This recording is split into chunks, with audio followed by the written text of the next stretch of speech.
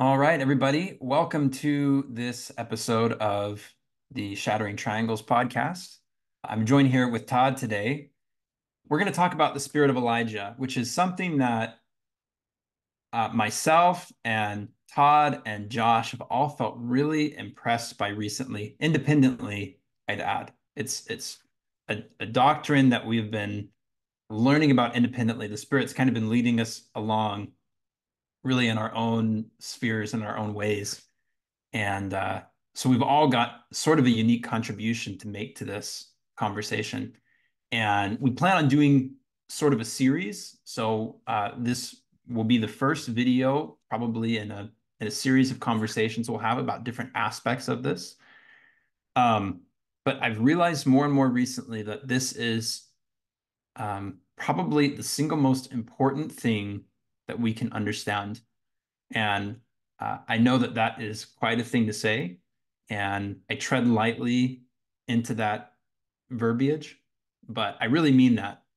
What I've realized is that what the Lord has been teaching me for the last 6 or 7 years, it's become apparent to me in the last 6 months, maybe, that this is all the spirit of Elijah. This is all the mission of Elijah. All of it comes together in sort of this integrated whole that is Elijah's mission, which is the preparatory work that has to take place before the Savior's return. So it makes sense to me all the time, more and more, why when Moroni shows up to really kind of usher in the restoration with Joseph Smith and give him his divine calling, more or less, or we'd say announce it, deliver it, sort of spark things there. When he goes through the list of scriptures and prophecies, that the among the first things he's reading is he's quoting Malachi 3 and 4, and he's talking about the mission of Elijah in preparation for the Savior's return and how that was so integral to the restoration.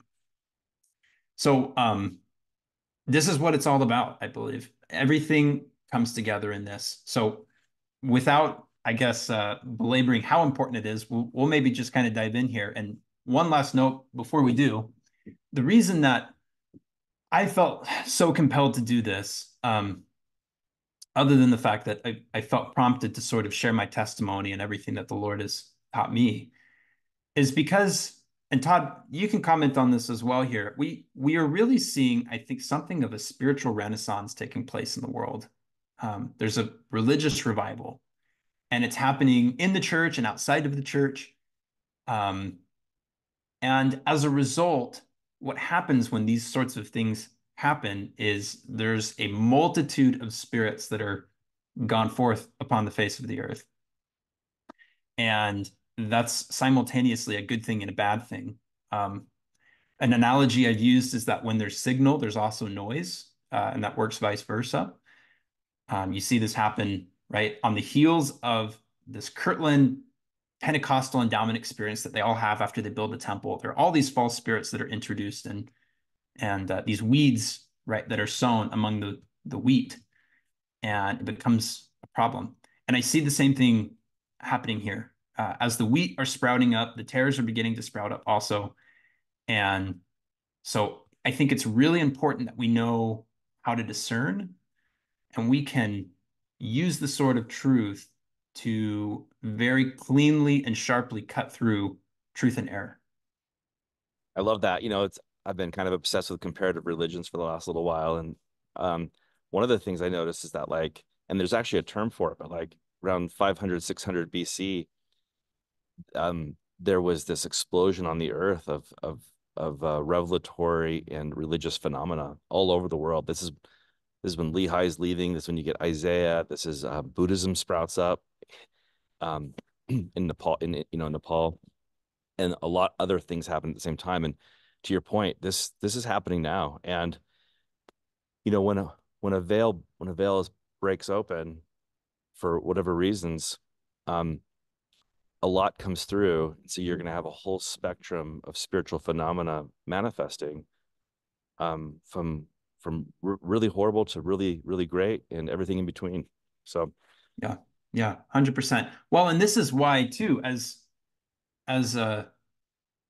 the revelation of the end times is made increasingly more apparent, right? Or we might say, as Christ is revealed to a greater degree in the end times, the veils are being removed, darkness is being exposed, light is shining in new places. As these veils are being removed, it introduces all manner of spirits, to your point. And this is the reason that there's going to be such a polarization in the last days.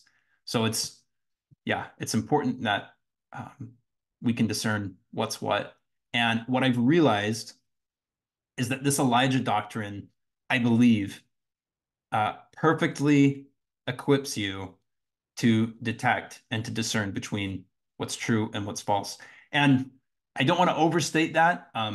There's always going to be sort of this stepping off point from what we can kind of talk about and principles we can lay out, and the point at which you have to personally kind of be able to discern it and discern the spirit about something. And there are even some places where I'm going to defer to that probably today in our discussion and say, ultimately, this is something you're going to have to experience and get a witness of for yourself.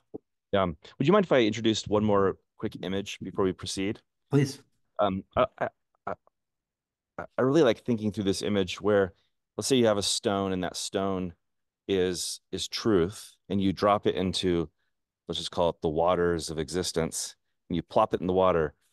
The truth of it, how true that stone is how far it'll ripple out. Let's say that's the metaphor. And so if you drop something that has faint or scant truth associated, it might have a little ripple or a little in existence. It might just come out a little bit. But you drop something that's fully eternally true into the water, and those ripples will go through eternity. They don't stop. They just transcend, and they go forever. And this is why from time to time, like just in our friendships, we talk about what we're learning, and we'll say it's all faith, right? Because faith is the rock we just put in, and we can see how it just goes forever, or it's all priesthood, or it's all this. And this is up in that, like you're saying, like spirit of Elijah, like as you're about to lay it out, is one of these things that it transcends existence. Like this thing goes into eternity forever, and Yeah. I That love it. reminds me of the quote from Joseph where he says, a key to discerning true principles is that true principles are eternal and they continue on forever, and false principles are finite and limited. He doesn't use those exact words, but that's kind of the spirit of it. Yeah. They'll So, have a cessation somewhere. okay, I'm excited to hear this. Okay. The place that I kind of want to start is actually just to get a little bit personal and talk about myself for a minute, because I think I have something of a unique perspective. In the spirit of talking about all of the spirits that are gone abroad, um, it's important that I think maybe you kind of understand where I'm coming from in this. So, all my life, I've been really passionate about scriptures and the gospel and wanting to understand more. I always had a hunger for truth. And, um, on my mission, I got really into teachings of the prophet Joseph Smith and lectures on faith. And there was even a member that had introduced me to John Pontius, and I fell in love with following the light of Christ into his presence. And it was exactly what I was looking for at the time, and just lit a fire in my soul. And I think that's probably where it starts for a lot of people, some of those same ideas. And what I noticed started to sadden me and became clearer and clearer was that there was kind of this disparity between what I was reading about, what was possible, the things that inspired those that were looking for the restoration and those first generations, and the gifts that were being manifest versus kind of what my church experience had been, and maybe what we generally experience in the culture. And I couldn't exactly put my finger on that's what it was, but it became clearer and clearer to me with time that something was not quite adding up. And it was actually, a lot of people don't know this, but it was actually towards the end of my mission that I was introduced to Denver Snuffer. And what I liked about him at the time was it finally felt like gave me a narrative that I could understand and maybe sort out my experience, make sense of the world and the church. And I was really interested and compelled by that at the time. I want to say this. with as much love and soberness as I can, but I want to be equally bold. My experience was the more that I persisted down that path, and as I came home, in 2018 for my mission, the first really 2 years while I was at BYU, I was sorting through a lot and trying to make sense of this. And eventually I hit a wall, and it became clear to me that the analogy I kind of use in retrospect was it was like drinking salt water. Like it seemed like the most logical thing to do, and yet for some reason it felt like it was draining me internally. And the other analogy that I would use is and I shared this with people when it happened. This was back in 2020 during COVID. Said it felt like my whole world had become 2 feet deep. I couldn't explain it. It was like everything was super shallow, and I didn't know why. And I felt like I was left without any kind of divine strength, just kind of left to myself. And the Lord was really having to steamroll me to get through to me. And it was finally when I was sort of in this place of um, broken humility that I reached out, and the Lord began to work with me, and I felt the Spirit again in a long time. Because this was another thing that was incredible to me, is that to my utter frustration, for as much as I was learning and for as fascinating as everything was, the Spirit was missing. And what's interesting is there were other people I knew that were on a similar path that all kind of noted the same thing. And their conclusion was something like, yeah, I just realized the Spirit is kind of different than what I thought it was. I thought that's fascinating. Well, this was about the time that I was introduced to Todd, and we started talking, and it maybe took one conversation with Todd for me to realize that um, he had light, and had the Spirit, and had the depth, and the doctrine that was all there. And I remember that first prayer after some of our early conversations, where I went and I knelt down and I said, Lord, I want to turn to you, and really just realign with your will and teach me, because I'm willing to learn. And I could feel that reconnection, in the Spirit. It's like it had been long absent and was so eager to be there, and it returned. And suddenly it's like I wasn't in darkness, questioning and stumbling all the time. So, there were some other great influences, reconnecting with some of the things that John Pontius wrote, and Avraham Gileadi, and Visions of Glory were all super influential for me. I felt like they all had the Spirit about them. Um, there are some other things that for a number of years, as far as understanding goes, I kind of had to hold it in suspense and let the Spirit start to teach me and put the pieces of the puzzle back together. And finally, everything started to solidify and come into place. And when I knelt down to really just thank the Lord for everything that I had learned, I was reminded that, back in any time in that period between 2018 and maybe 2020, I was ready for the world to end, and, Zion to go up and the second coming to happen, because I thought I'd finally figured out what I was missing. And I was so humbled that the Lord was patient enough with me to lead me along, and um, take me to the truth, and bring me back into the light, and into greater light, right?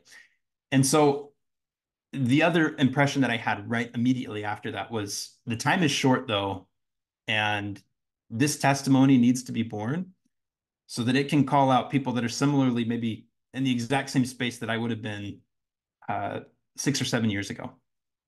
Those that are feeling the Spirit of revival, but are overwhelmed by the number of very loud, and the multitude of voices that are out there.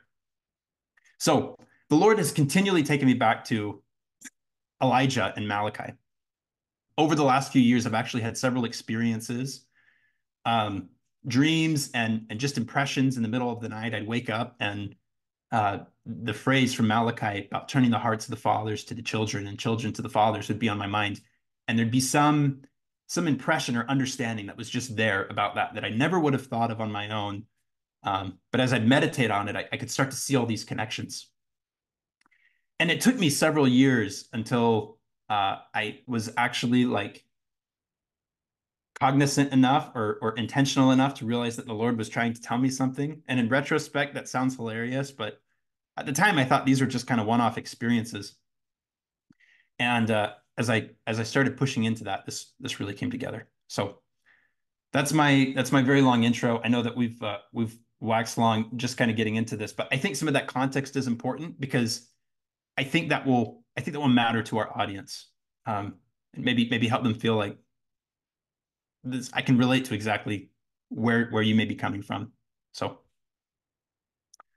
so to dive in, if we want to zoom out, maybe 1,000 feet to really just kind of take an analysis of what's going on in our world. We're facing a mental health crisis like we've never seen before. It's unprecedented. Some people have called it an epidemic, but now more than ever, people are facing a crisis of identity, crisis of meaning, crisis of faith, and I think all of those things are interconnected and nearly synonymous. People are leaving religion in droves, really are losing trust in all institutions, whether it's churches or government or the medical system or businesses or media, you name it. There's a deep mistrust in the organizations that hold us together. And as a result, people are becoming divided and isolated, very self-focused. I think this came out particularly strong in 2020.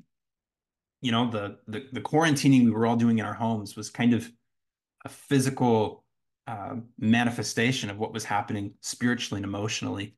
There was this division and this sort of doubling down on the isolation and kind of just living within our own spheres and contexts. And that's very emblematic of what's happening on a large scale today, right? People are becoming divided. They're feeling lonely. They're feeling skeptical of their neighbors and of their intentions. Everyone is becoming, I think, a little bit more self-aware and even self-centered. Social media, of course, hasn't helped with this, and in lots of ways has amplified it. And the reason that this leads to crisis and the crisis that we're in is because people ultimately, as spiritual beings, need to feel like they are part of something that's larger than themselves. Uh, as spiritual beings, we crave connection. We find our greatest meaning in relationships. And the richest and fullest moments of our lives are always in the context of relationships. This is why God says it's not good for man to be alone. And when two people come together in a relationship, let's say it's a marriage or really anything, that relationship becomes greater than the sum of its parts. It becomes a source of meaning. The same is true for a family, when that family binds together, or in a tribe, and then the tribe, let's say binds together into a nation. All of these things successively create things that are greater than the individual, and they become sources of meaning. And this is what creation is all about, right? It's all about organizing things together. This is also how you can think about the tree of life. It's this grand integrated whole of all things that reaches back into eternity. Jesus says, I am the vine and you're the branches. He's the source of all life and light and love and connection and meaning. And if we want life, we don't just generate it in and of ourselves. We have to graft into the tree. We have to be part of something that's larger than ourselves. And ultimately, in the most eternal and fullest sense, we have to be grafted into him and into his kingdom and his family. So before we go any further, anything that you want to add there, Todd, or No, I love how you're setting this up. My my heart is opening and my mind is spinning, and okay, therefore I'm not gonna say anything because I just want to see how you lay it out because yeah, I love it. Good okay, start. okay. This is why knowing who your ancestors are is actually really important. Because not only do we gather together in space, but we also gather together in time. And the sacrifices that our forebears made for us become a source of meaning as well. And it becomes meaning that our entire, families and tribes and ultimately nations organize around because they understand on some deep level that the sacrifices that were made to bring them into existence provide and frame their lives with meaning, right? You recognize that it's a gift that's given to you by someone else. It's external to you. It's not something that you're generating. And that's how meaning always has to operate. It comes as a gift from somebody else. And even in a more immediate sense, you can think of any story, with an orphan or really anyone who doesn't know their parents. There's something that's deeply missing when that part of your life is obscured, right? And they can always feel it.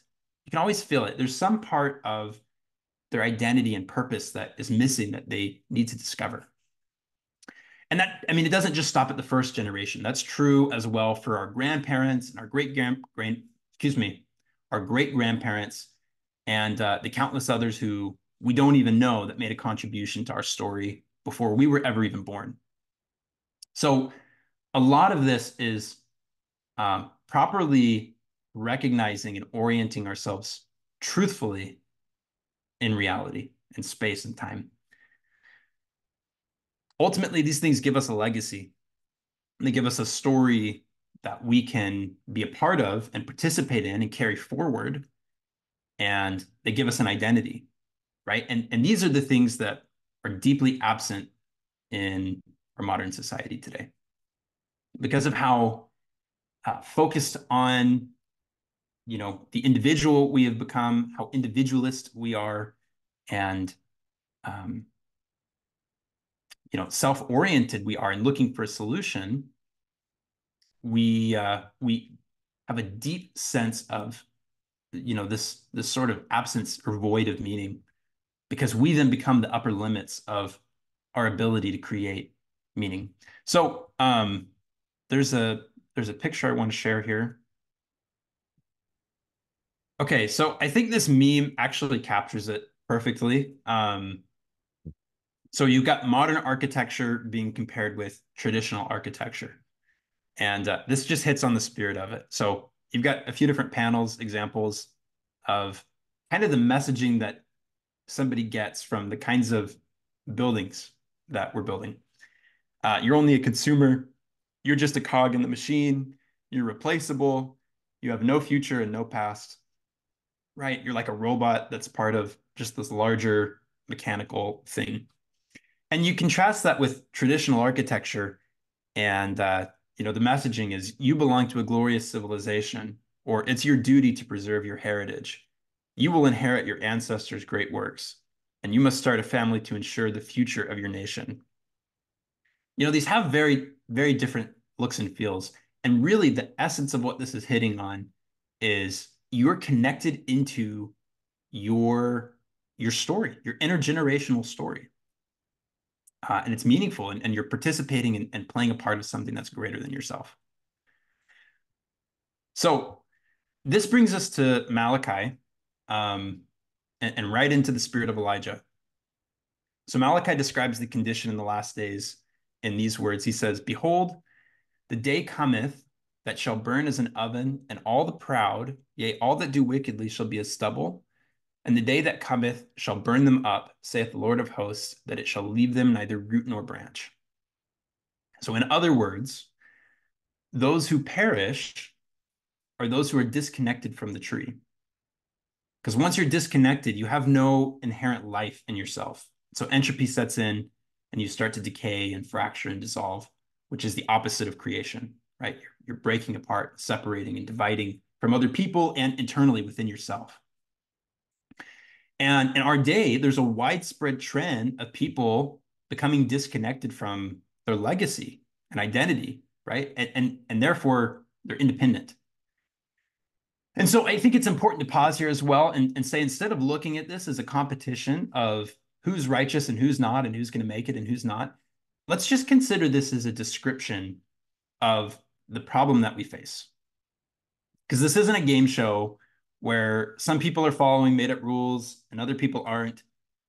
Death and destruction are natural consequences of eternal laws. So when we're not in connection with the tree of life or even with other people, we very quickly are going to realize that we're not part of something greater than ourselves.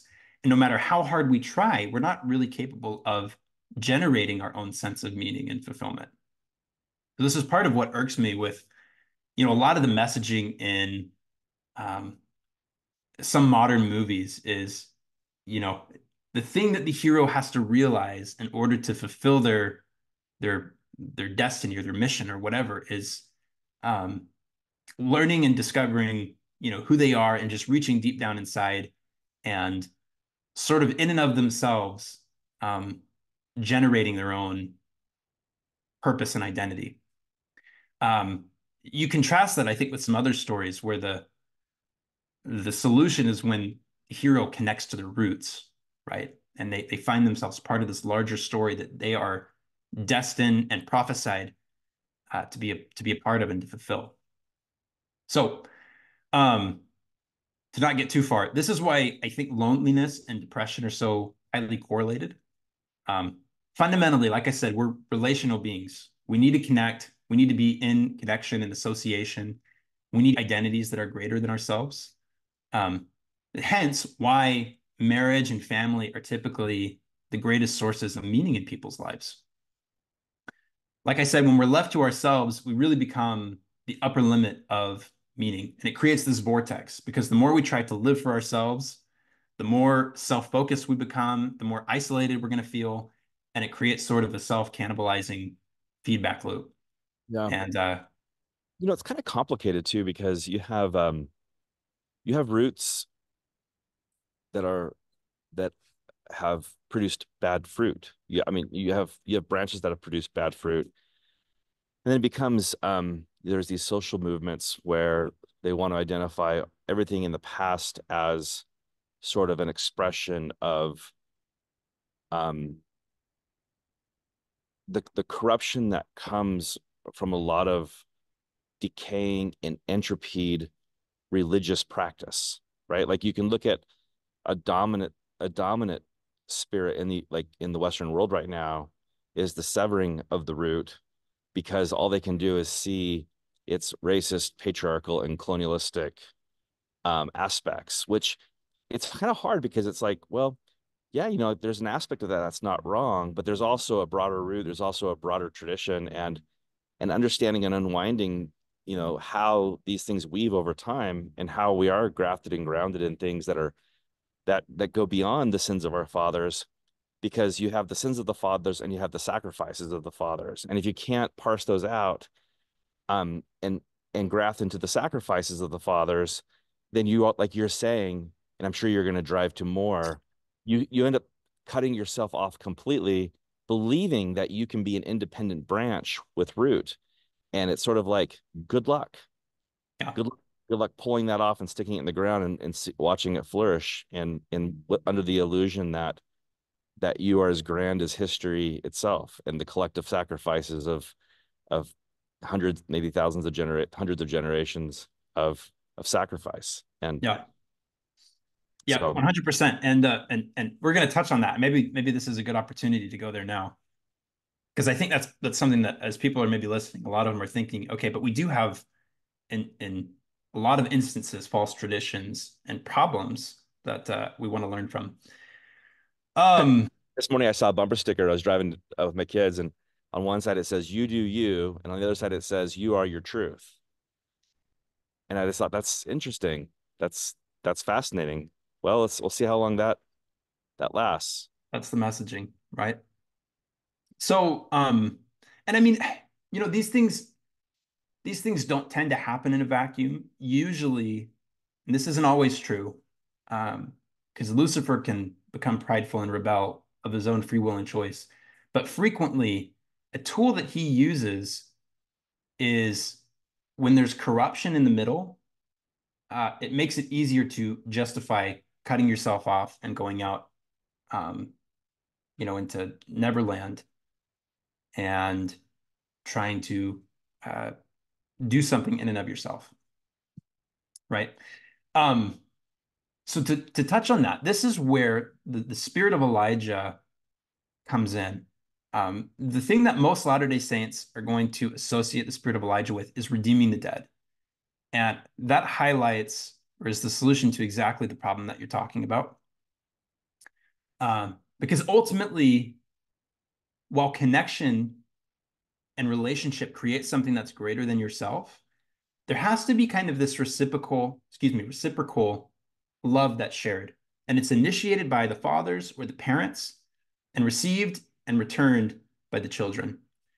And if you grow up in, an abusive home or, I mean, there are lots of examples where there may not be enough love and connection that is going to be sufficient to bond you to somebody when uh, they've got a whole host of problems. So, what's the solution there look like? Well, I think in order to understand that, um, let me share my screen here. Okay, so this is kind of what we're describing. What happens when you're part of a family line that's a dead branch? And as it turns out, this actually isn't a unique situation. This is just about every family line. What happens? What do you do with these connections? And how does this relate to the spirit of Elijah? So, like I said, this is not a unique situation. Parents are imperfect. There are lots of times where people grow up in homes where that sort of love that's needed to form that connection is not abundant or as clear as it should have been, really to any degree, right? Same can apply to your ancestors. Um, the solution is really, like you said, Todd, balancing their sacrifices and their sins. And I want to touch on the distinction that I think I see in the scriptures. So, there's this instance where Noah's sons find Noah drunk in a tent, naked. And what they choose to do is cover their father's nakedness with a cloak of charity, you might say. And I want to contrast that with, I think, what we do a lot of the times today, which is destroy the image and the sacrifices that our ancestors did make because we find some flaw in them. And so we think, well, what is it worth keeping this? Let's just completely remove it altogether because it had some flaw. And I think this is actually the heart of redeeming the dead. You reciprocate what love that they did show, what sacrifices they did make to the extent that they did. And if and when that ultimately isn't enough to cover all of their sins and misdeeds, you're going to have to connect into a pure source upstream somewhere, and then pass the love that they need back to them. And this is how we redeem the dead. So, what do I mean by that? Because I probably sound like a crazy person. Um, the spirit of Elijah is much bigger than genealogy work. So, connecting with most of your ancestors is going to have an upper limit, because if you're connecting into a dead branch, while there's some value in the larger connection that you're a part of, if it's not connected into the source of life, it's ultimately going to be insufficient and it's going to do what dead branches do, which is rot away and entropy and atrophy. So, you can think of, we've got some precedents for this in the scriptures. You can think of people like Abraham, right? Abraham, he said he's looking for the blessings of the fathers, the covenant fathers, the original father line, the patriarchs, because his own fathers turned from the ways of the Lord, turned from righteousness. And so he goes and he forms a connection with them. And because of the love and the life and the spirit that he receives by means of that association, the priesthood that he receives, he's able to reverse covenant curses that he had inherited. And I believe actually become a source by which his family, even his father, could be redeemed. So Yeah. I think what that looks like, just to illustrate real quickly here, and then I'll go to you with any thoughts you have. Abraham does something like this, right? He connects in to Shem or Melchizedek, right? And receives life and light and priesthood and spirit via that association. And then he can then in turn pass that on and become a source of um, meaning and love and life for his family. So just to clarify real quickly here, Moroni makes this really clear when he comes and he's delivering this message. He says, he, Elijah, shall plant in the hearts of the children the promises made to the fathers. I realize that I emphasized the wrong thee there. Made to the fathers, and then the hearts of the children shall turn to their fathers. And I think there's actually a distinction that's being made there.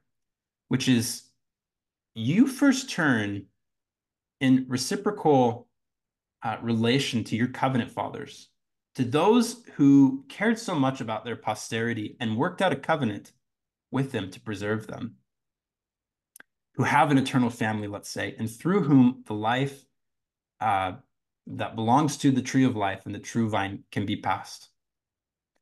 And when you connect into them, then your heart can turn back to your own fathers. And that's the means by which you can redeem your dead.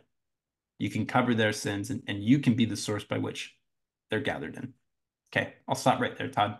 Thoughts? Well, I mean, just to put in to underscore your Abraham point, as a side note, I've been pretty immersed in a lot of apocryphal works lately, and just reading about Abraham and Terah, his father. Terah was like the head, was like the chief idol maker for Nimrod the building of the Tower of Babel.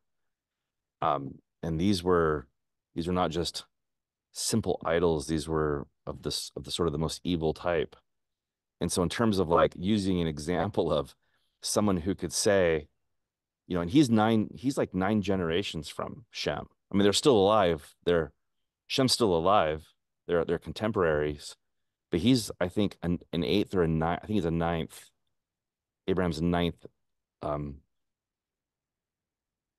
generations removed from Shem, and to connect back to Shem. And so this, I think, is probably one of the most perfect examples of, you know, he could look at his lines and say they were so they become so corrupt, um, to profound evil in those lines, but was able to reach back to his fathers, and then gratefully, because of their longevity, he was able to graft in a way that none of us probably could do. But it's a pretty phenomenal story in genealogy. Yeah, that's perfect.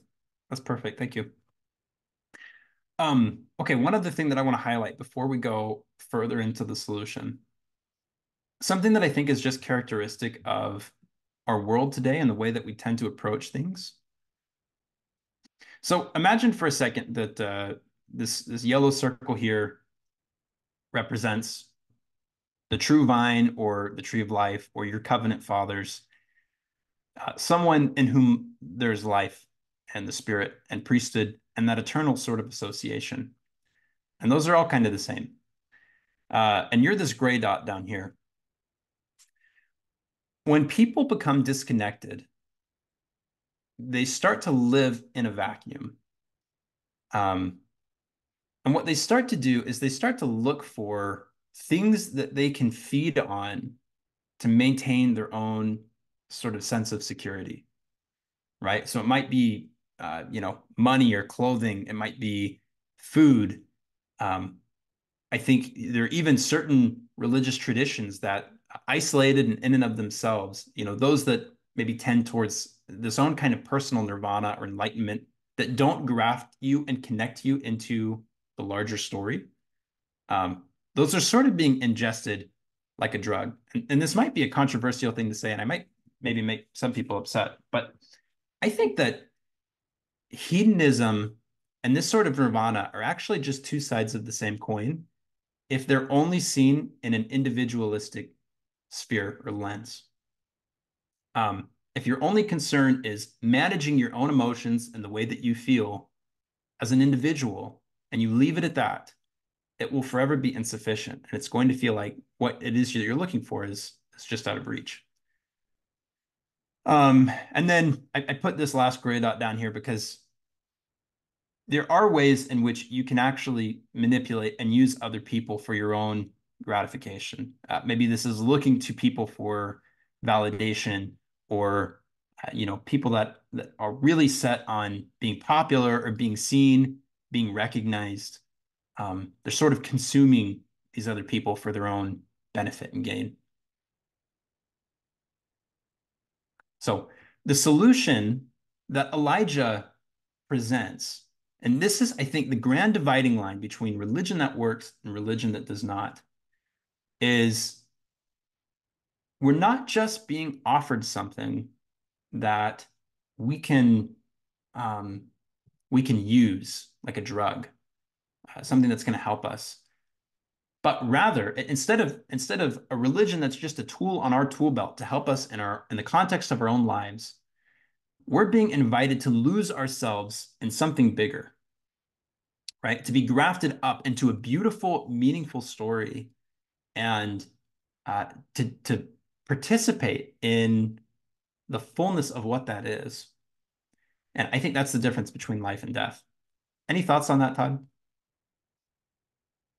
No, not I would just be repeating what you've said. So, Okay. mm, Okay. Yeah, important to recognize none of us exist in a vacuum. Every good thing that we enjoy is made available downstream from sacrifices that our ancestors made years ago.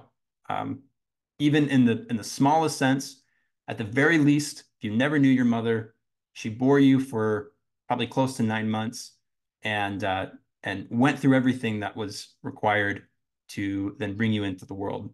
And that takes sacrifice. So from the get-go, there's a sense in which your life is being framed in love.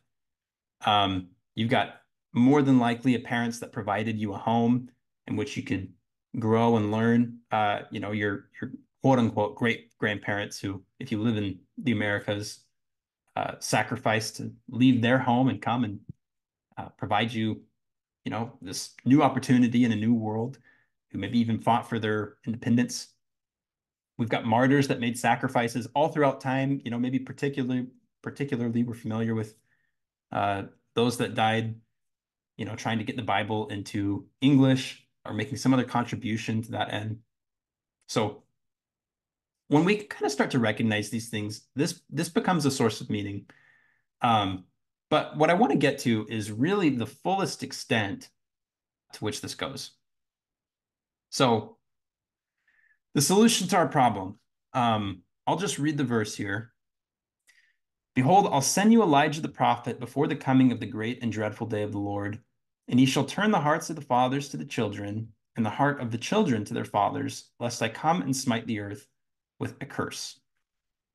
So, in other words, the spirit of his mission is to connect roots and branches, right? It's about reintegrating into the larger whole. Instead of trying to pull things down into your life for your own use and benefit, we're instead bringing ourselves up into something that's beautiful to be a part of it. Um, Again, the imagery of, the olive tree, and really we get this in all sorts of places in the scriptures. Branches grafting into trees, it's beautiful, it's perfect. Uh, you wouldn't, if you had a branch that was separated from its mother tree, you wouldn't try and nurture and care for that branch in isolation. The long-term thing that it needs is to be grafted into a tree, to be connected into a source. So we're kind of dancing around this, and I want to say maybe one last thing here. I've listened to lots of people over the years, lots of different ideas, spiritually and otherwise, and it took me a long time praying and pondering to realize that this, insofar as I can tell, is the dividing line between what's true and what works, and what ultimately is kind of an illusion that will always just elude you. So in other words, I think you can take any idea or philosophy or proposition or ideology or doctrine and see where it fits in this context and determine whether it's true. There's part of this that, because we're trying to connect with actual people, at some point has to move beyond the theoretical and the abstract. We're not just talking about principles. We're talking about interpersonal associations and connections that actually happen in space and time. And so this is where the restoration becomes invaluable to us. Okay, so moving beyond genealogy work, which is an important part of the spirit of Elijah and the mission of Elijah, it's actually not the central feature. Redeeming the dead is something that happens sort of secondarily to grafting into the vine and receiving life first. and within redeeming of the dead, the genealogical portion of the redeeming of the dead is, I think maybe a good way of thinking of it is like, it's usually just like a seed that someone can do, an activity that someone can do that can begin to introduce them into a spirit of the fathers, right? It's very, very important to not mistake the spirit of genealogy work, which is certainly a thing, with the spirit of Elijah itself. It's a it's a little introduction. It's a little vibration that puts you into an introduction into the grand precept or principle. Yeah. And it's all important. Like, I don't want to discount that by any means because it is a very necessary and important part of the story for reasons that we've kind of already covered. Um, Ultimately, this whole thing is about properly connecting with everybody, bringing all things together in one, giving those that sacrifice for you their proper dues, recognizing everything that you've received, and turning around and finding the love via the spirit of Elijah to extend that to them and to bring them in. Um, okay, so if a branch wants to bear fruit, it has to be connected into the source. So let's take a minute to talk about the covenant fathers. These are the ones that we have to graft into. Because like we said a moment ago, they have secured covenants for their posterity. Um, you get promises that, for example, to Abraham, he's going to be an everlasting father, and that through him and his seed, all the nations of the world are going to be blessed. I've got some scriptures I want to pull up on this. So, for a bit of context, to run through our own covenant fathers, what's this line that we need to be grafting into that we can find eternal life and meaning through? So, a lot of this is fascinating because we get it particularly in, or it's at least highlighted in restoration scriptures, the importance of this. I won't read the whole thing here. You can pause the video and read this if you'd like, but what I kind of want to track is the Lord makes covenants with each of these patriarchs in this line regarding their posterity. And so there is inherent value and meaning in grafting into and being a part of that line and that story and letting that be part of your identity. At the end of his life, the Lord appeared to Adam. He called him Michael, the prince, the archangel. He administered comfort to him. This is the covenant that he's making with him regarding his posterity. This is how the Lord comforts his people, um, which should speak a little bit, I think, to the relationship between calling and election and the second comforter. Um, this was an impression that I had in the middle of the night once. The way that the Lord comforts his people is by turning the hearts of the fathers to the children and vice versa. I will read this one because this highlights kind of what we're talking about. These men, meaning the patriarchs to whom the Lord made an everlasting covenant regarding their posterity, these men held keys first on earth and then in heaven. The keys have to be brought from heaven whenever the gospel is sent. When they're revealed from heaven, it's by Adam's authority, because Adam stands at the head of the human family. He, Adam, is the father of the human family and presides over all the spirits of men, presides over the spirits of all men. So Adam, in life and in death, presides over the work of his posterity. And this is ultimately what it means to be made covenant eternal father, to be an everlasting father. As it says, Abraham seeking for that same blessing, is that you become a minister to your posterity, both in time and in eternity. We see this with Enoch, right, regarding his posterity as it's continued through Noah. The Lord makes the same covenant with Noah.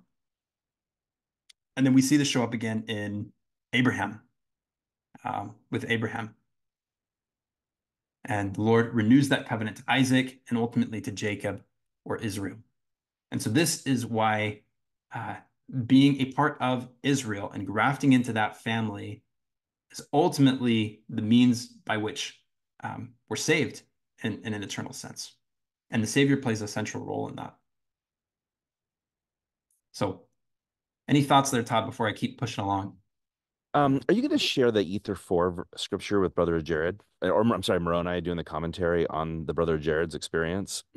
No, you want to read that? Um, yeah, this is one of those verses that's like hiding in plain sight. Well, at least to me. And I've thought about it a lot over the years because it's such a powerful verse. This is Moroni, of course, teaching about the brother of Jared encounter at the Vale. And do you mind if I just share this slide real quick, just because I can throw the scripture up real quick? That Sure. Let okay? me on that note, let me before we go any further, I just realized I've got one more slide here. Okay. Most of this we covered, right? What are the promises they're making? It's an eternal posterity. It's an eternal family. And therefore, we ought to want to be a part of that because that is the means through which we can receive uh, an association that's eternal, that won't die. That's we want to be part of their eternal family. So Joseph said, "Let us seek for the glory of Abraham, Noah, Adam, who have communion with the knowledge of these things, and then we shall be among that number when Christ comes." That family really is that grafting in um into those fathers in exactly the way you're talking about. It's so deep, it's so powerful, and what those grafts look like, and the branches of how those branch out. So just I'll just really quickly just to show the scripture. This was built for a different presentation, but this is Moroni. And I've thought about this verse for a long time, and until we've been talking through it from this lens, this is only starting to begin to understand why Moroni says this.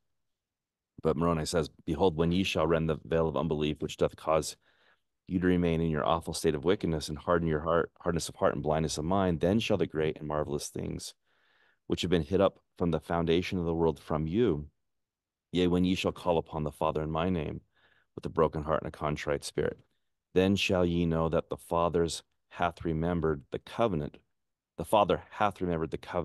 which he made unto your fathers, O house of Israel." So this is both the highest, most intimate experience that you have, a veil experience. And at the same time, there's a deep connection of covenants within covenants within covenants of fathers and their fathers precisely because they were in that type of deep covenant and they covenanted on your behalf and their posterity for you also to obtain um, that same intimate relationship.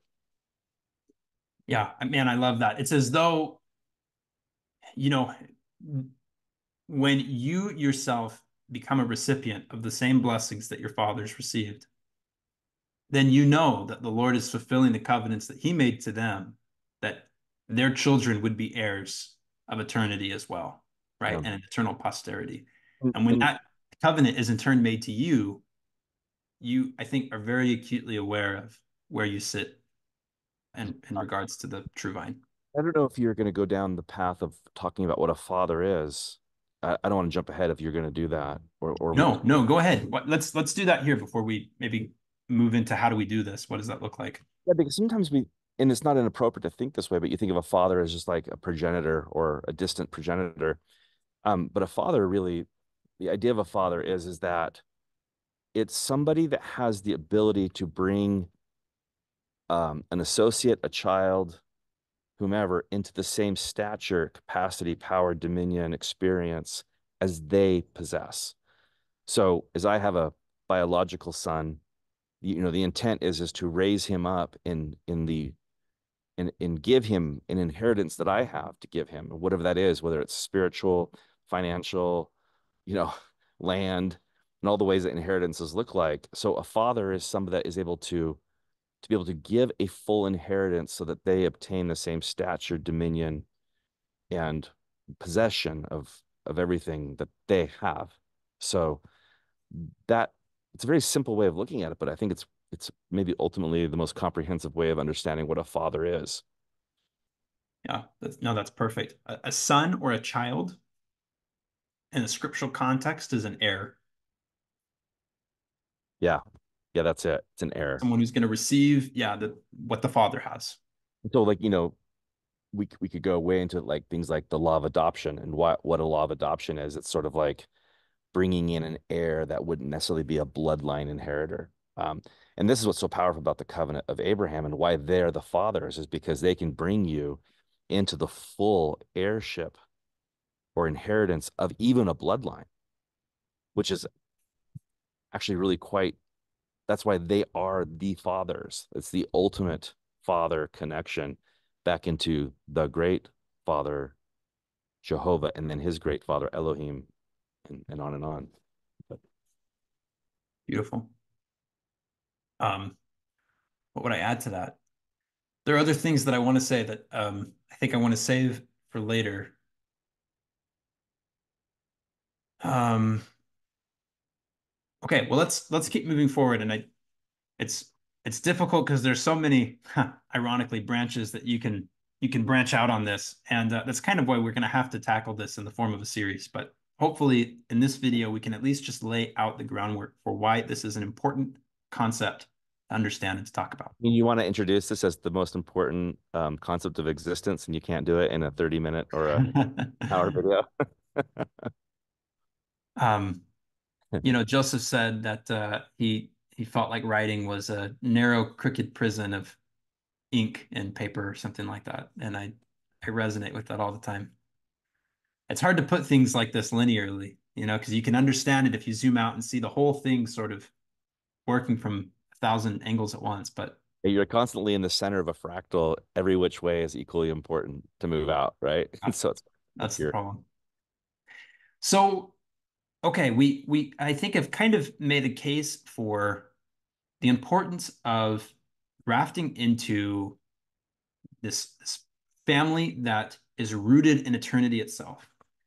The reason that, to zoom back out and maybe recap, the reason that you can't you can't find life or salvation, let's say, as an individual, and to not get too caught up in the verbiage, if you're not religious and you happen to be watching this, I don't just mean salvation, in the Christian sense of going to heaven. Salvation on any level, right? Salvation from the meaning crisis, from we're all in this world looking for life, and we often don't know how to find it. This isn't something we can generate of ourselves. We need something greater than ourselves. So then we move to relationships, family, tribes, organizations, nations.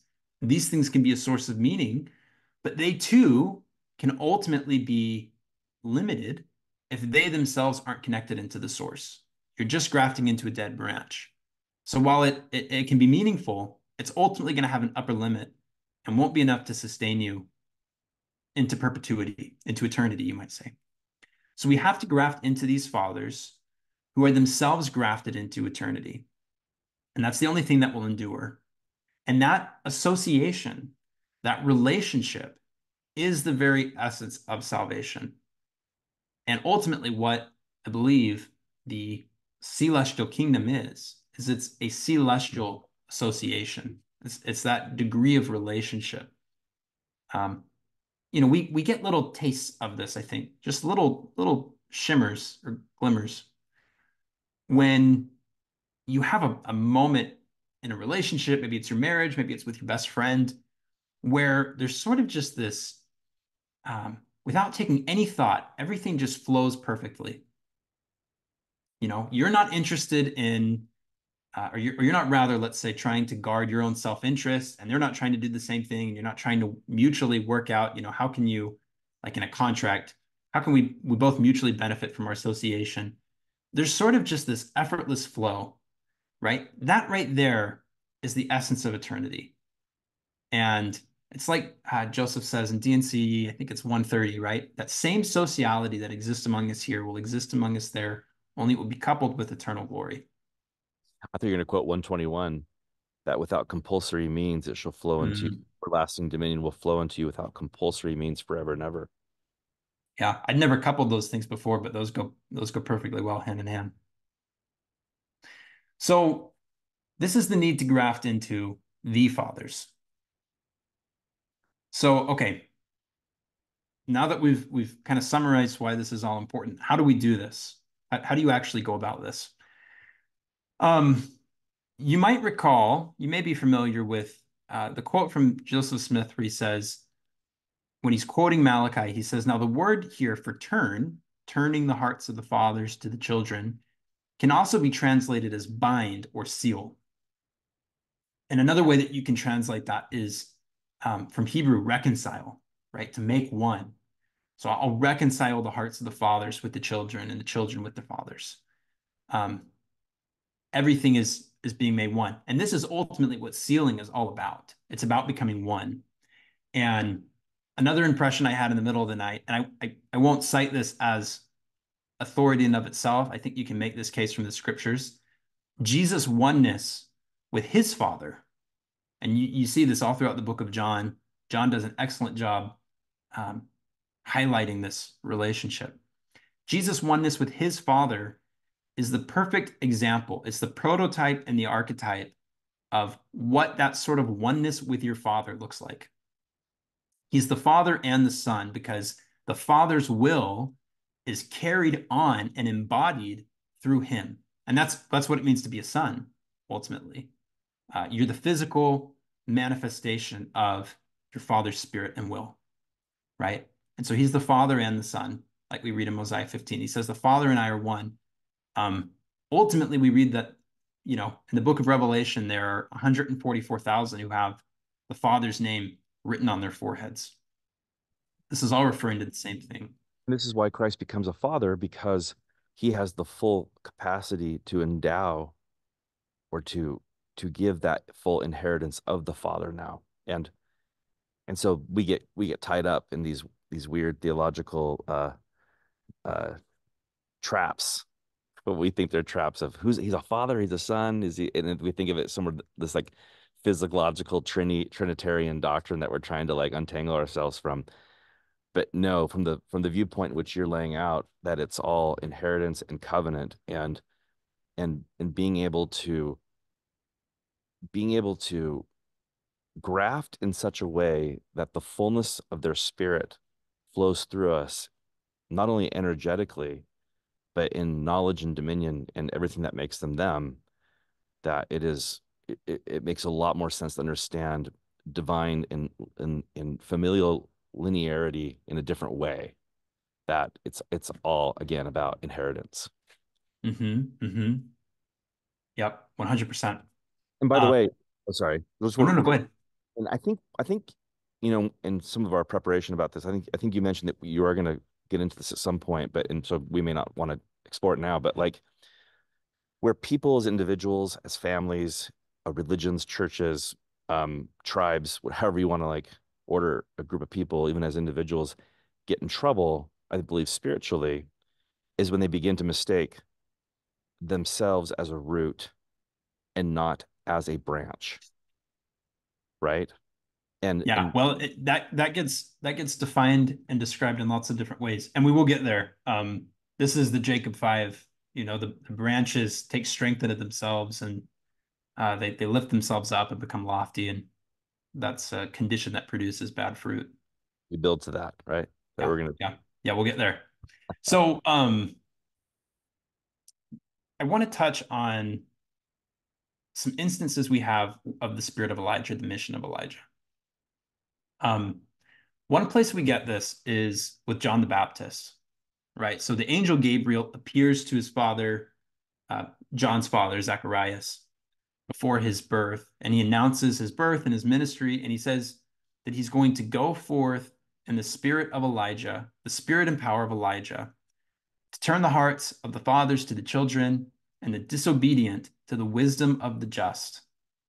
So it's paralleling that, it's assuming that you know the reference there. It's paralleling it so that you can see what's the variation here. This is a very Hebrew thing to do. The wisdom of the just, the disobedient to the wisdom of the just. Who are the disobedient? It's the children. The wisdom of the just. These are the covenant fathers, right? So what the mission and spirit of Elijah is to come and to turn the hearts of the fathers to the children and the disobedient children to the wisdom of their just covenant fathers, to make them one. And this is how he, quote, makes ready a people prepared for the Lord. Um, Restoration and preparation are very interrelated. So John prepared the way for Jesus. He made straight his paths by restoring Israel to the original purpose of the law. Because what had happened was it was originally instituted through Moses, and they, of course, had the covenants that were made to Abraham, Isaac, Jacob. But over time, they started to drift from the spirit of that. And we see that with, right, the Pharisees and the Sadducees, who are very concerned with X, Y, and Z, but it is not true to the spirit in which the law was initially given. So what John's coming to do is to restore the people back to the same founding spirit in which their nation was organized, to turn their hearts to their fathers, right, to make them one. And this is why he comes and he's teaching the law of Moses and teaching people. This is, repentance is all about turning back. This is what we ought to turn back to. This is the spirit that founded us, that gave us existence. And we have to be one with this and maintain it if we're going to persist. Man, that's so good. There's so much to unwrap with that. Like, y- y- y- tempering maybe the instinct to be a little bit on the critical side, and I don't want to be too critical, but like sometimes our formulation of restorations are like, um, this is a we just restored the Christian church, and we set up the same sort of this organizational restoration. Like, okay, we got the offices back, we got the buildings back, we got the we've got the how this thing is sort of ordered, and in some dimensions, I don't there might be significance in some of that.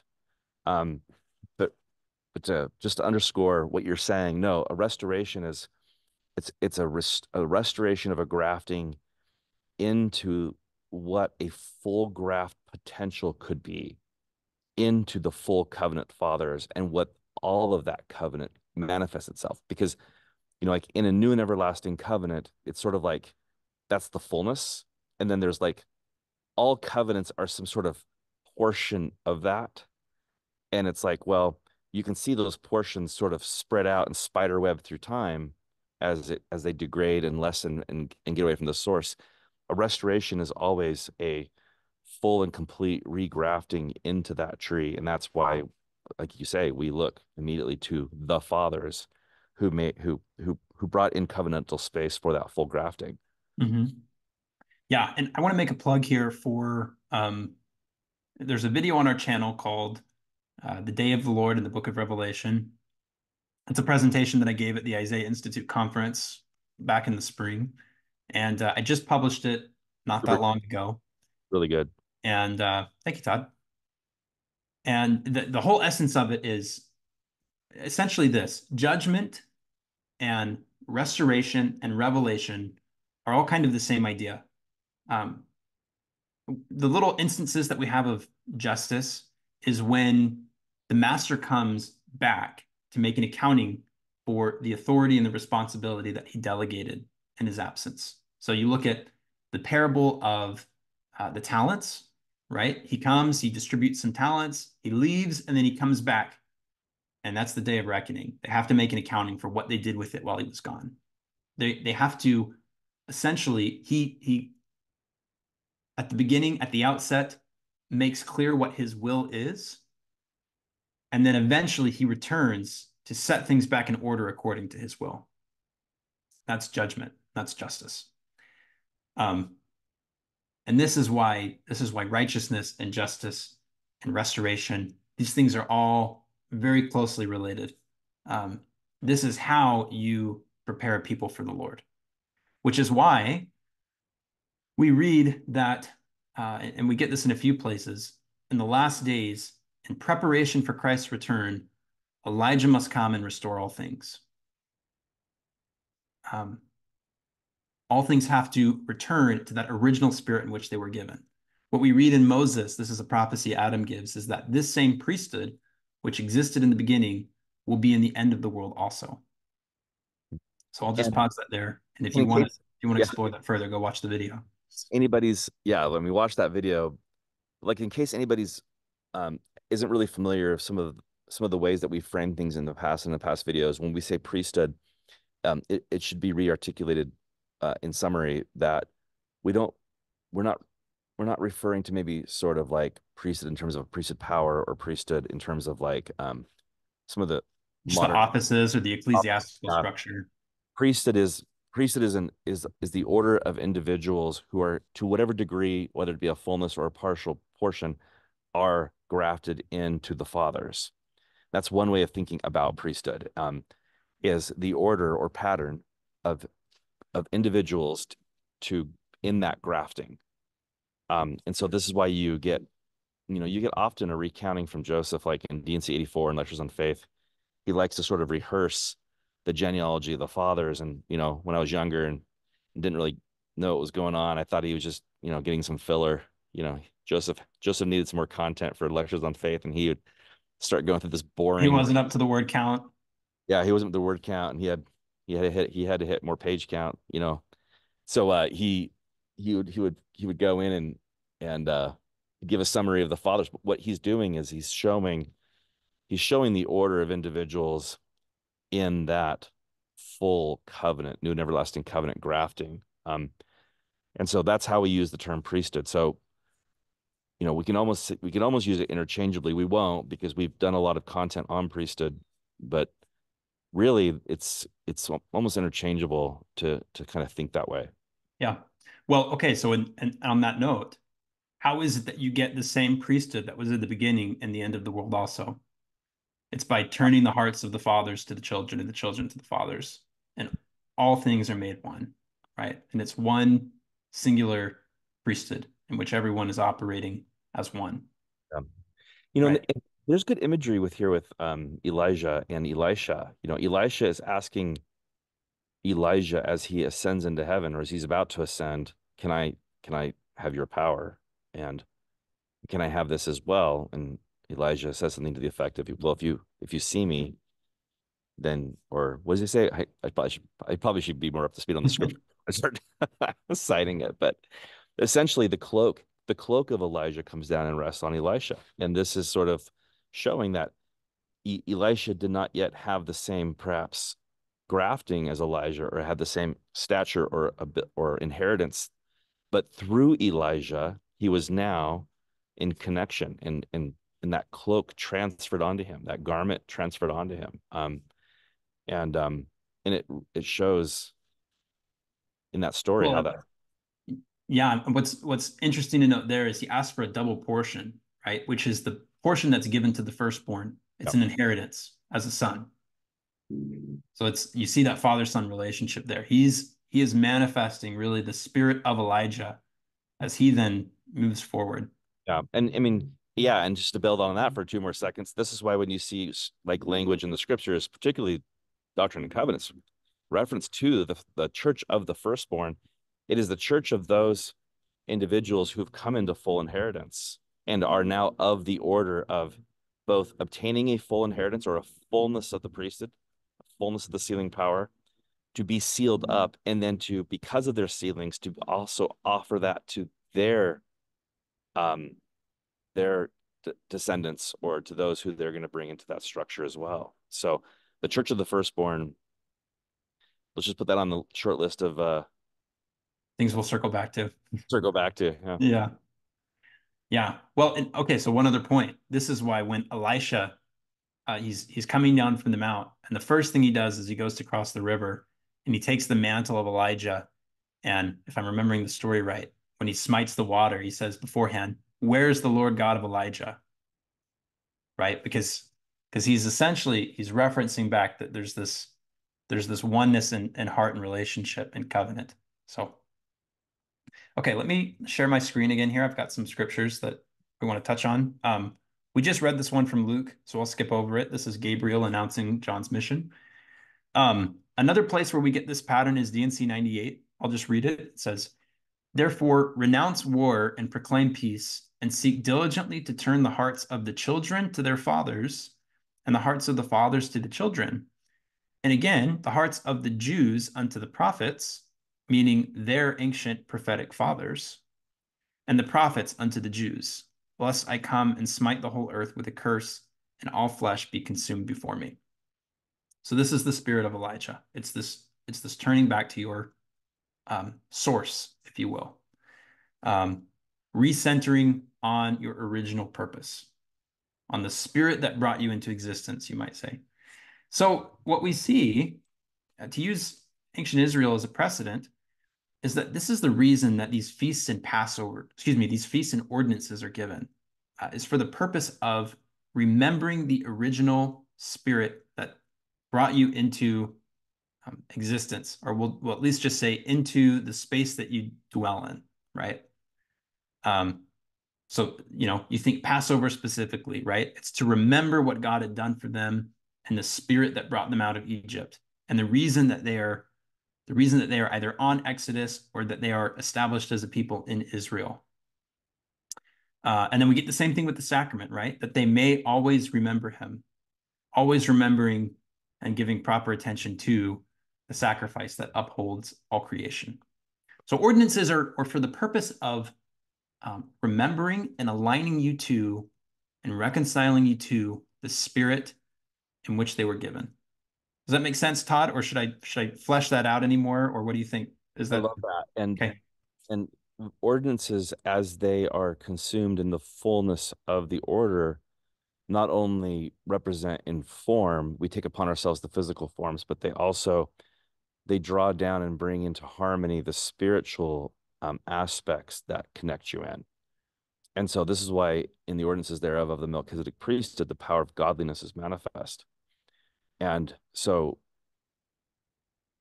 yeah, um, it's a worthy principle to speak to of ordinances that have more dimension than ritualistic rites.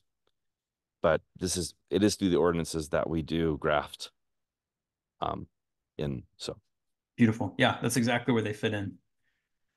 Um, so the issue is that we tend to forget, and this is kind of a long slide, so maybe this is another one that you can pause if you want to read all of these scriptures that sort of get at this. But we get it in Malachi because Malachi seems to kind of capture everything here. Even from the days of your fathers, ye are gone away from mine ordinances and have not kept them. Return unto me, and I will return unto you, saith the Lord of hosts. Really, the relationship that we see in a lot of these scriptures is that when you forget your founding spirit, the spirit of your fathers, that you pervert the way, right? Or you stray from the way. I included this example because I thought maybe it was apt. This is a lot like what the Lord told Oliver Cowdery, just in a much more immediate sense when he's trying to translate. He says, "You did not continue as you commenced." That's the pattern, right? When eventually you forget who it is that you are and where you came from, and you start sort of acting of your own accord, right? Um, you could say it's a large intergenerational scale way of asking, can you feel so now? Have you lost sight of what it was that got you here in the first place? Did you get lost in the weeds somewhere along the way? So, okay, why does this happen? Why do we stray from our roots? Um, this is where we come back to what you were getting at earlier, Todd, with Jacob. So the Lord asked, who is it that's corrupted my vineyard? It came to pass that the servant said unto his master, is it not the loftiness of thy vineyard? Have not the branches thereof overcome the roots which are good? And because the branches have overcome the roots thereof, behold, they grew faster than the strength of the roots, taking strength unto themselves. Behold, I say, is not this the cause that the trees of thy vineyard have become corrupted? And this is always what happens at the end of the pride cycle, right? This is what happened with the Israelites. And this is reminiscent of the situation we find ourselves in now. You get lifted up in prosperity and wealth, and you begin to forget your roots. that's so So good. anything you want to add onto that? No, there's lots to unpack with that, but because it happens fractally. I mean, you as do all true scripture, it applies inwardly and in your family and in your congregations, and even restorations are vulnerable to the same problem, and that's why it's prophetic on all these different levels that keep in mind, don't mistake yourself as a branch as a root. Even you know Isaiah and DNC 1 come to mind when thinking about that, where you seek to establish yourself as a god in the world. Right? Am I quoting the exact phrase?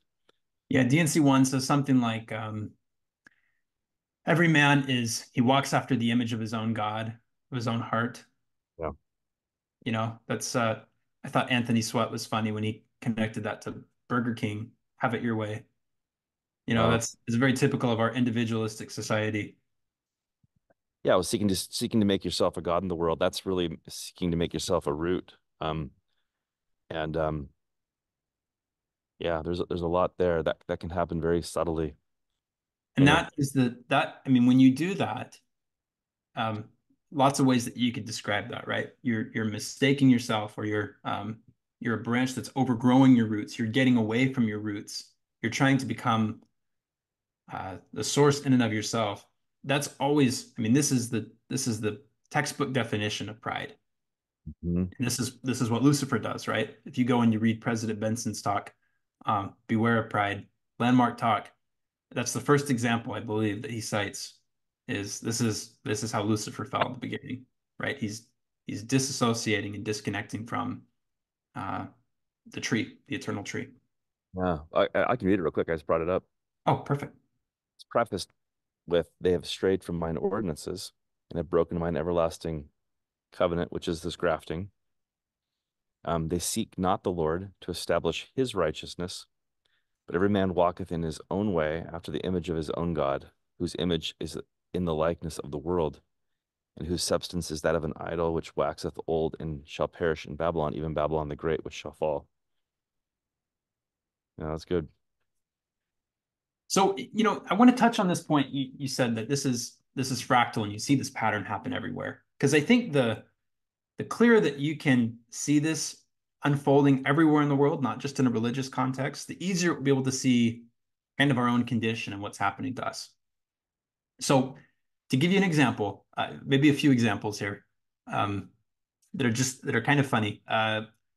So, like every rock star biopic ever features, some guy who starts out with kind of humble roots, and then he starts to get popular and he gets lots of money. And next thing you know, he's like turning around to his band or his people or whoever, and he's like, I don't need any of you. It's like Freddie Mercury is like, I am Queen. I don't need you guys or whatever, right? They forget their roots. They forget where they came from, and they lose really their sense of identity and who they were.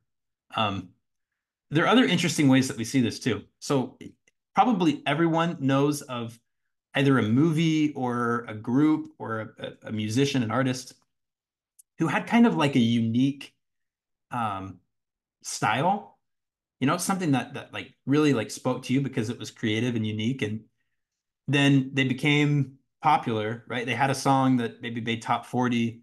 And then their next album, it was like every song was like that song. It's like they figured out what worked. Maybe, businessmen and the record, company got in the middle of it. And but what happens after that is, okay, we're gonna try to figure out how to really like squeeze the orange here and get as much juice out of this as we can and just press the button, for the sake of popularity and making money. And then it loses what made it unique in the first place, right? I Yeah, think there's maybe the most prominent example that's on my mind right now is what's happened to Star Wars since Disney took over. It is completely lost really the spirit of what it was at its origin. well, that deserves its own analysis, because the reason why Star Wars resonates so deeply with all of us is because it's telling the story of eternal archetypes, right? It's an eternal mythology in there of, it's literally reconnecting with the fathers. You have an orphaned son living with his uncle. He's learning about his history. He's coming back and reconnecting into that order. And then what you That's such have, a good example. I didn't even think about it in that oh, context. so awesome. By the way, Top Gun does this too. We won't go there, but that's why everybody loves Top Gun, because it's the spirit of Elijah, It's Redeeming your fathers by everything your connecting in. father. Mhm. And but in Star just to riff on this, what you said, Star Wars, this is this great um myth that it's myth, not in the fake sense, but myth in the sense of it's an eternal archetypical story. And then you have, the suits at Disney, like you said, wanting to capitalize on this. And what do? Is they integrate all of the disconnectedness, the multiplicity of modern society, telling us that, it's a sin to be connected to the spirit of the fathers. What you want to do is you want to cast off sexism and racism and patriarchy and colonialism and all of the sins of our fathers who who we worship sinfully. And let's recast Star Wars in this new upgraded, you know, progressive understanding of enlightenment, and then no one shows up to watch them and everybody hates them and they don't quite know why. They attribute it to bad scripting, but the reality of it is that they divorced themselves from the great myth of turning your hearts to the fathers. I mean, you can't write this stuff. I mean you can, Yeah, but in a very meta way, right? This is yeah. like exactly what they're doing. They're just playing out the pattern. And this is kind of the when you get to this point, I think what you see is there's this air of time equals progress. Like just Mhm. because we are the latest iteration of what there is, and or we've got the most money or what have you, that we are therefore greater than everyone that came before us. And it's very easy to forget the sacrifices that gave you what you have Yeah. and sort of see yourself as like living, maybe in spite of what they did and sort of like, I mean, this is again destroying statues and monuments made to So, I founding mean, fathers, things that's like that. why they destroy those statutes and monuments, is because in their minds, in this social collective deception, that progress equals that that um that progress is linear. And if your technology is your fruit, we have the greatest technology, therefore we are the most morally advanced. And there's this real association with technology and moral standing, that it's sort of like the false fruit and evidence that is put forward of why we can cast off the fathers, and it's because the fruit of the technology which we possess. I mean, the script is being written for most certainly an imminent destruction because of the premises that everything is being founded upon. It's really quite interesting.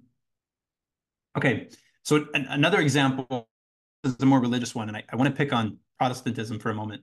Um, what Protestantism does great, I'll give it its due diligence here first, is it emphasizes the importance of the individual connection with God, the passion of faith, right? When you go to a Protestant church, there is no one that's there because maybe this isn't true, but by and large, I mean, you can feel the energy that's there, right? And the worship and the celebration. You can tell everyone is there because they want to be there, right?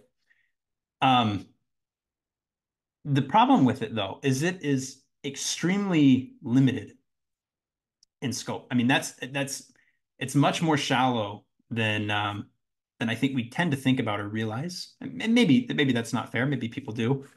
But the reason is that it fits into the same problem. Um, Focusing on the individual relationship is great and it's important and it has its proper place. But when you're not then going back and integrating into the whole, into the grand cosmic narrative and story, what focusing on the individual does long enough is it just becomes about individualism, right? Um, this is why, I mean, you see it, it's about going out and sort of meeting people where they are. Uh, the advantage Protestantism has is its reach. It's culturally relevant. At least it's always updating and it's trying to stay relevant, whether it's with advertising or clothing style or music style. Um, it's sort of Vibrational, going to, what's that? vibrationally attractive. Vibrationally attractive. It goes to where you are and it says, what are you interested in? And we're going to use that, to try and kind of get you on board here. Yeah, they Um, use the familiarity of the word Jesus. They overuse that because they want to put you into sort of this personal friendship. Jesus is your bud, uh-huh. which is to put him where you're at, right? The fatal flaw of Protestantism is that um, I don't believe it can ever properly give you a sense for how sacred things are. Um, it's not, it's all about you ultimately. It's all about you and your relationship. And there's no larger story. There's no roots, no history. It's really easy, I think, for Protestants to turn and criticize Mormons or Catholics or whoever and say, hey, you know, you had this guy in your history, this leader, whoever that did X, Y, or Z, or said this embarrassing thing, and you know, we can throw the whole baby out with the bathwater. Because the advantage that Protestants have is they can sever themselves from history and say, well, if there's someone that did something that we don't like, we don't have to own that. That's not me, right? I can kind of do my own thing. The danger there is ultimately you end up kind of being in charge of, uh, you know, what is it you believe? And it's not too long that persisting in that sort of puts you in that DNC1 condition where you are worshiping the God of your own image, right? Yeah, and you understand why one would do that, because they look at the alternative and it's a response to a branch that is dead, Mm-hmm. Mm-hmm. that has severed itself from the root. And so they say, not necessarily, um, we need to,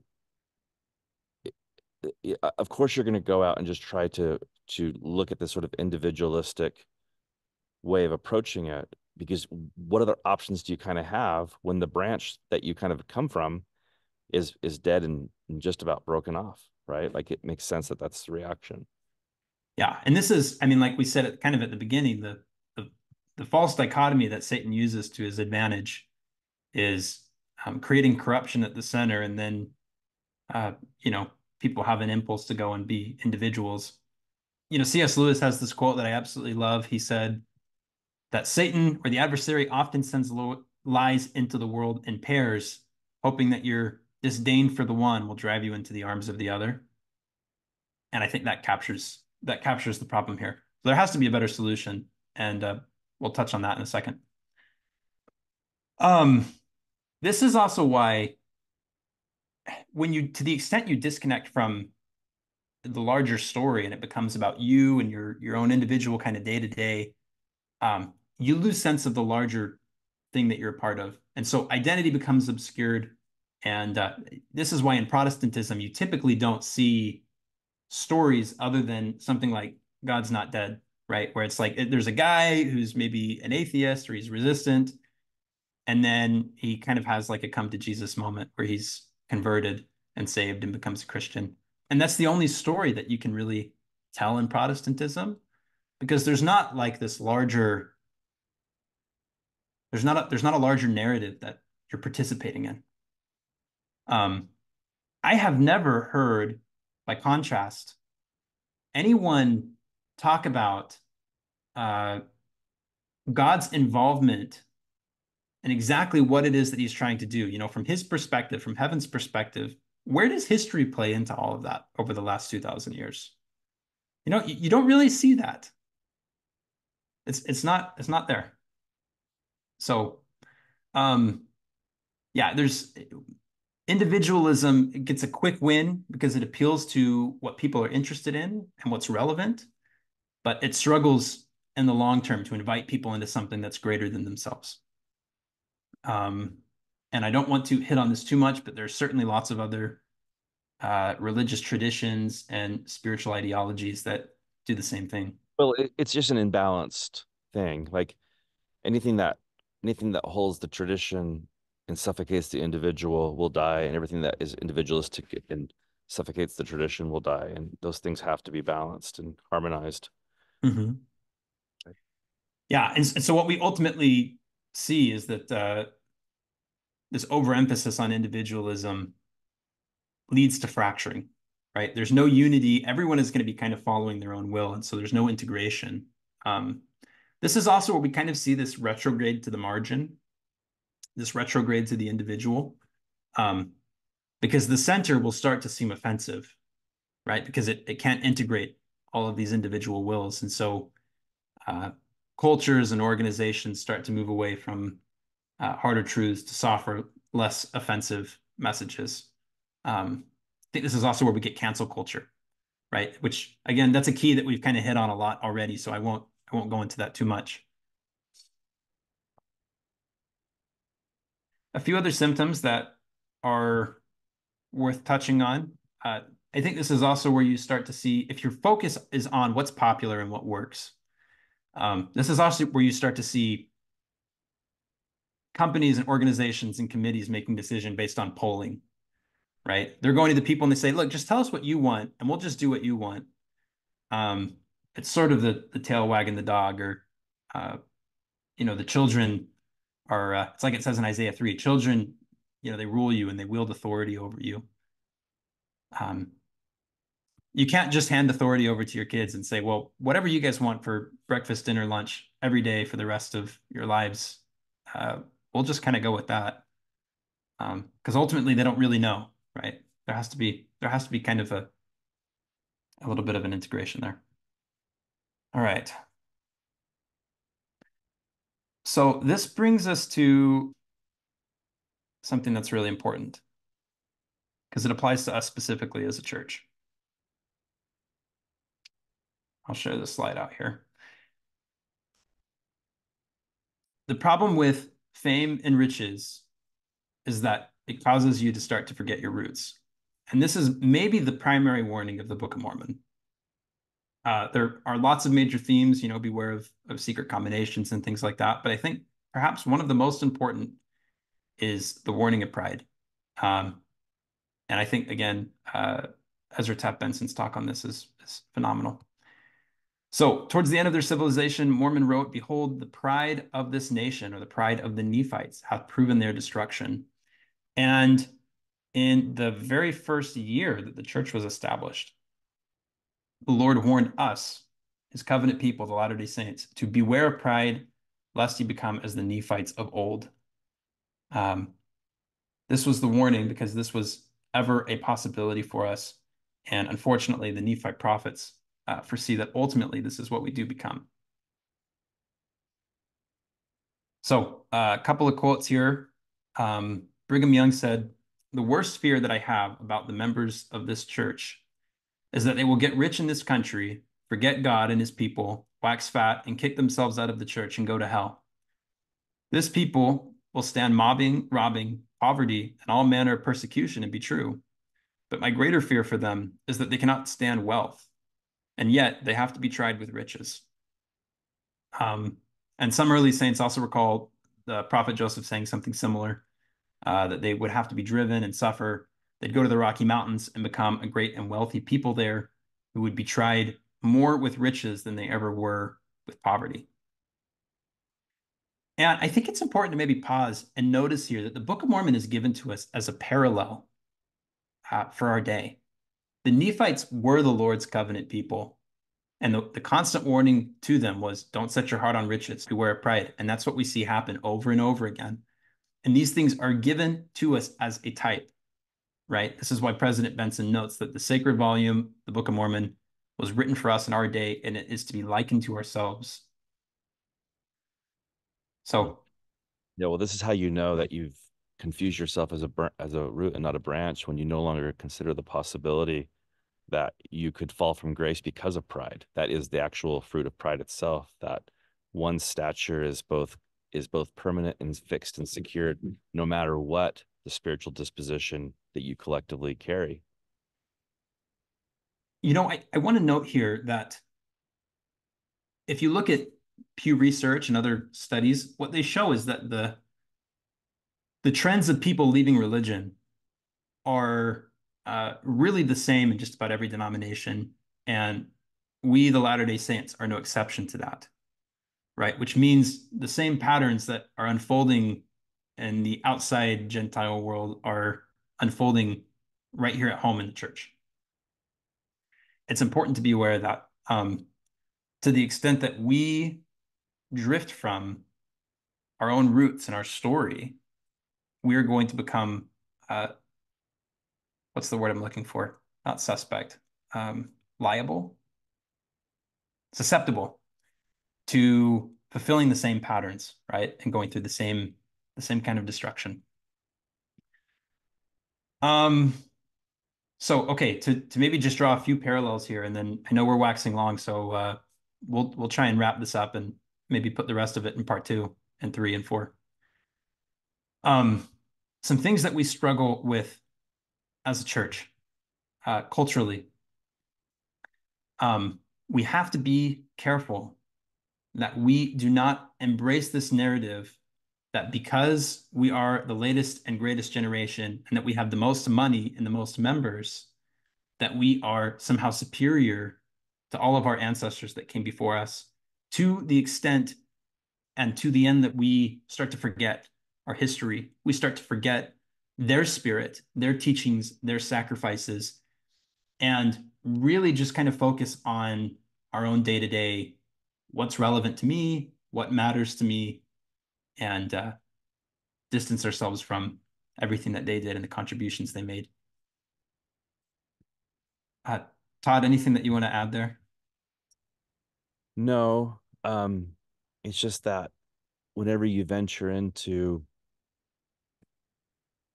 trying to see things as they are in terms of understanding, as the scriptures would put it, your own situation or your own, how does it say it exactly? Likening things to yourselves? Yeah, likening things to yourself or understanding your own whatever situation you're in, whether it's bad or not. Your discernment always has to be through the gift of the Holy Ghost. And the Holy Ghost will teach you things as they are. And just because you discern through the Holy Ghost doesn't mean it's going to color everything beautiful and good, nor will it bring you a spirit of judgment where it paints everything from needing to cast it off because it's irretrievably corrupt. And you'll see, I think, movements within the church who go one way or the other all the time. Mm, And seeing things as they are, I believe, in context of everything you're laying out, is to both understand um, the situation we're in a way that both understands where the salvation and the and the recovery and how it can grow and repent and recover and to graft is possible without also and also at the same time understand the dreadful consequences and the fruit of not doing so. And understanding that the fruit we experience right now within the covenant people is pretty varied. And a lot of the fruit is not good. And we have to really understand why the branch is not producing good fruit and what we can do about it. And so that we neither cut ourselves off from a branch, nor do we suppose it's something that it's not. And I think you strike that power and balance through the spirit that both shows you the truth of all things, hopefully, and also through the lens of understanding the reality of your situation. yeah, everything has its proper place in love and light. And if Yeah. if what you are learning and coming to believe does not lead you to a place of greater charity and you don't feel integrated into the story that we are all participating in and a part of, Mhm. um, that's a sure indication that uh, you are removing yourself from the tree, right? You're a branch you're cutting yourself off. Yeah. And to use an extreme example, and I'm not saying this is the example we're in now, but Moroni, he simultaneously has a love and a charity for his people that he will persist with them no matter what. And at the same time, he didn't have faith for them because of how degraded their situation had Mm. become. And you're right. So charity is the lens to see all things correctly and clearly. Like we've talked about in the past, if you have charity, the Lord will give you clarity. And if you don't perceive through a charitable lens, you most certainly um, will judge unrighteously, one way or the other. No, that's good. By calling something good that's evil or calling something evil that's good. You Hmm. think on Hmm. both sides of that equation. Hmm. Yeah, yeah, and that's a perfect way to discern, light from dark is what does this do to the state of my heart, and how well can I reconcile and integrate with all of this, and can love give it its proper place? Um, I want to end on an up note. There's a few other maybe lines that I want to draw and connect to things that we ought to be aware of. One of them is this. this notion or idea sometimes that dead prophets are less relevant than living prophets. Um, that because Joseph Smith and Brigham Young and anybody in the scriptures are not the current, let's say, spokesman for the covenant people, that it's, we kind of deprioritize what they have to say. Um, that is contrary to the spirit of Elijah. And I believe that is a prideful attitude.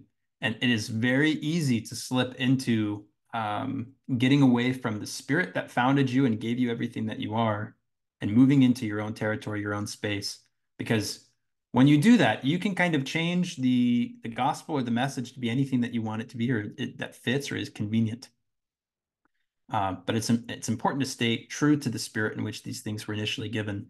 And this is why I think it is so important to remember and to know the early contributors to the restoration, all of the leaders, Joseph Smith and Brigham Young and Heber C. Kimball, and everyone that made a sizable mark and that made sacrifice, and not even just those that taught, but go and read the history and just acquaint yourself with the sacrifices in the faith that was exercised to keep this church alive. Because the second that we collapse who they are and everything that they did, we are rejecting their sacrifice, right? And this is why it is so critical that we honor their sacrifice by staying in the church and trying to continue to um, go back to the roots, let's say, and build things and really produce fruit, and not sever ourselves and leave, not condemn it, because what that does is it condemns the sacrifices that were made for this body. Amen. And boy, let me put my own testimony on that too. The the space that was open to provide the restoration came through the blood of sacrifice. And I felt that really profoundly in a very unexpected experience when I was standing in Hans Mill. Um, Went to Hans Mill sort of as an afterthought because there's nothing really there in terms of like church geographical like there's nothing really built there. You can just kind of go to where it was, and standing there and being overcome in a spirit of the blood that was spilled and how much was given for there to be a restoration of this grafting. And so, we might be standing here 175, 200 years later, in this wake. Yeah, and it calls us forward to bear witness of this thing and to and to hopefully contribute to the life of it through our own sacrifice and our commitment and paying the price to understand what was restored and what needs to move forward. And so in that spirit, Cameron, I think you and I have tried to stay in that space where, our hope and mission, so to speak, our objective, so to speak, is to increase faith in Jesus Christ, but also to lend our testimony to the restoration so that those sacrifices remain active and powerful and we don't cut ourselves off from that root. So, Some of the most powerful experiences that I've had in a church context are those that root me into my history, whether it's Trek as a youth, or whether it's visiting church history sites, or just I remember the Sunday school lessons that I had in church, learning about the story that I'm a part of, or even watching some of those cheesy videos from the 80s or 90s, because they put you in the narrative, right? And it's like, this is how this matters all the way until now, and now you are carrying this thing forward.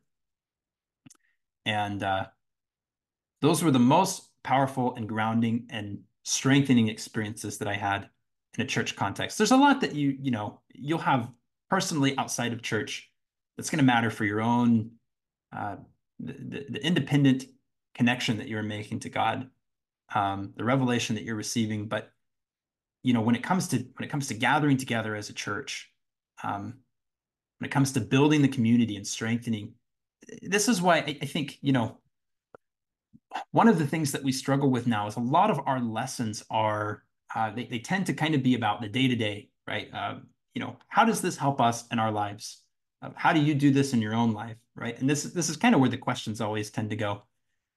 Um, because I think maybe implicitly somewhere there's this like fear or this idea that just telling the story or talking about the doctrine or the truth, people aren't going to find that as relevant.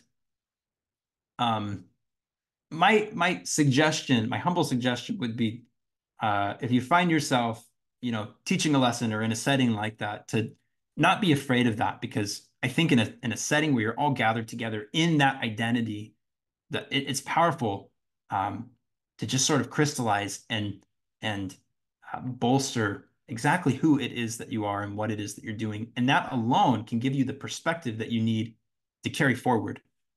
There's a great example that comes to mind sometimes when I was learning how to drive, and I was, just 15, driving down the road, and my dad's sitting there in the passenger seat, and I am having trouble keeping the car in the lanes. I get too close to the left, and then I adjust and I get too close to the right, and I'm kind of just going back and forth the whole time. And my dad says, if you will just fix your focus on where you want to go down the road, you'll find that the staying inside the lane, it sort of takes care of itself. The things that are immediately right here in front of you, they're going to naturally fall into place.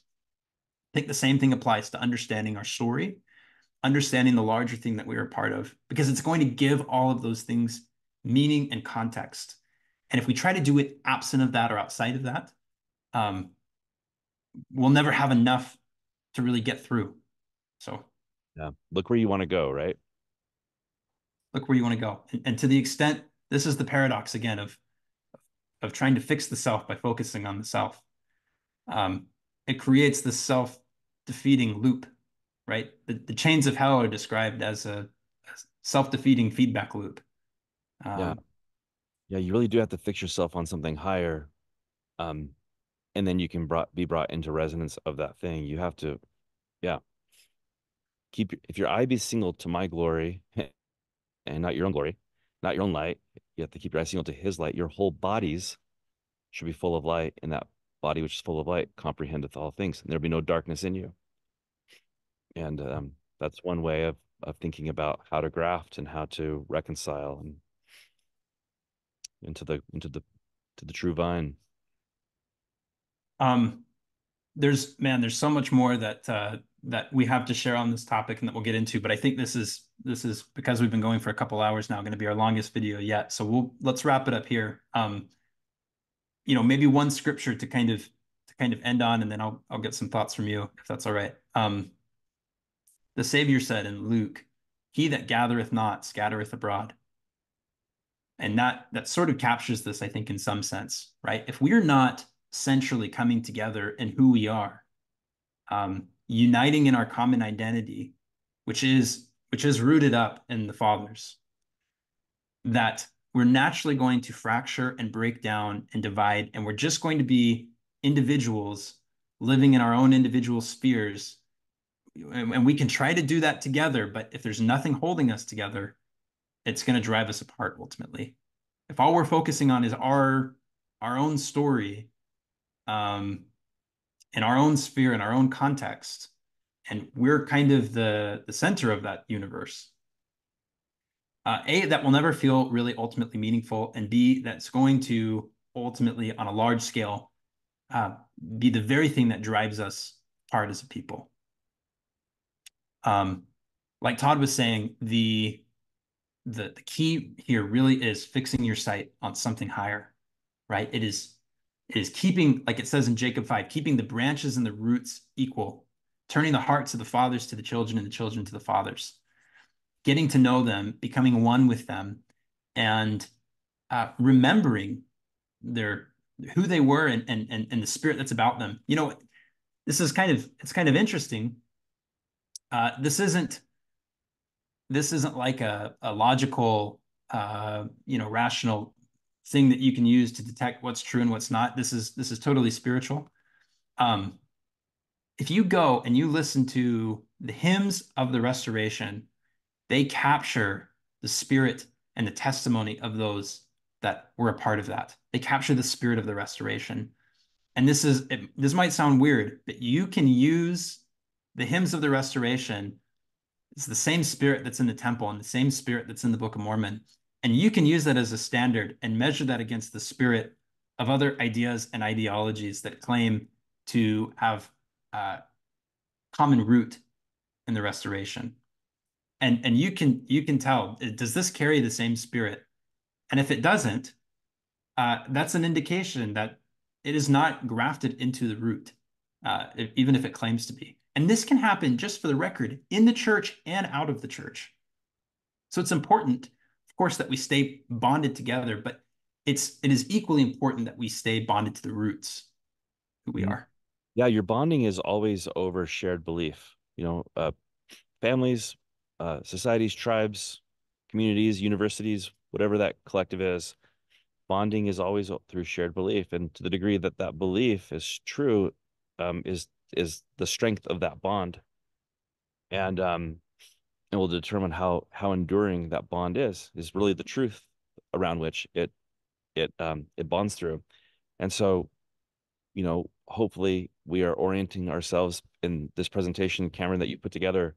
Not hopefully, I think you're really hitting the mark with this. And the shared truth is, whether you want to say it's Jesus Christ or it's uh, the new and everlasting covenant, uh, it is the fullness of the gospel.